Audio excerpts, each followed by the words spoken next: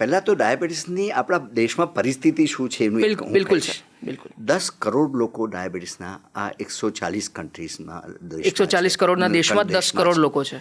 વિશ્વની અંદર દર 5 કેસ નવા ડિટેક્ટ થાય છે, એમાં એક ભારતીય છે. એટલે એની મેગ્નિટ્યુડ આપ જો જોઈશું ને તો એની ગંભીરતાનો આપણને આઈડિયા આવશે. કોઈ પણ જનરલ ફિઝિશિયનના ત્યાં જીપીના ત્યાં જવાવાળા દર 7 વ્યક્તિએ એક પેશન્ટ ડાયાબિટીસનો છે. ઓકે. અને એ જ રીતે દરેક કન્સલ્ટન્ટના ત્યાં જવાવાળું જે MD MS તરીકેની પ્રેક્ટિસ કરે છે એમાં 5માનો એક પેશન્ટ ડાયાબિટીસ છે. અચ્છા.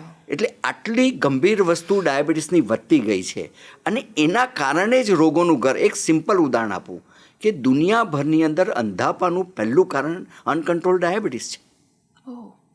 હવે આ જો એની ગંભીરતા ખબર નહીં, એ તો ચાલ્યા કરે. મીઠી પેશાબનો રિપોર્ટ છે, શુગર આવે, હું તો ગોળીઓ ખાઉં છું અને ચાલ્યા કરે છે.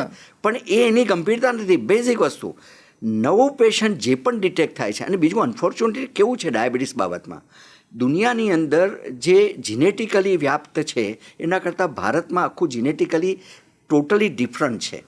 We are thin fatty Indians. આજે એક ઉદાહરણ આપું કે 70 કિલોનો એક વ્યક્તિ યુરોપનો લઈએ અને 70 કિલોનો એક વ્યક્તિ ભારતીય લઈએ તો એનું એનાલિસિસ બોડીનું આપણે કરીએ તો આપણે ચરબીથી ભરેલા છીએ, એ લોકો મસલથી ભરેલા છે.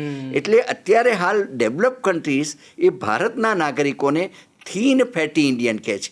દેખાવમાં પતલા છે પણ છે ચરબીથી ભરેલા. અને આપણા ત્યાં central obesity is a culprit.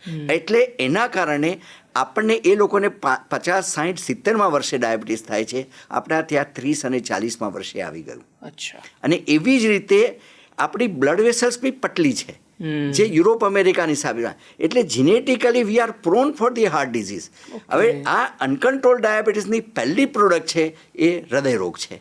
અચ્છા. એટલે હૃદયરોગ થવાનું મેજર કારણ એ અનકન્ટ્રોલ ડાયાબિટીસ છે. એટલે જેટલી હોસ્પિટલમાં તમે ક્યાંય પણ પૂછશો તો 70 થી 80% પેશન્ટ અનકન્ટ્રોલ ડાયાબિટીસના હશે.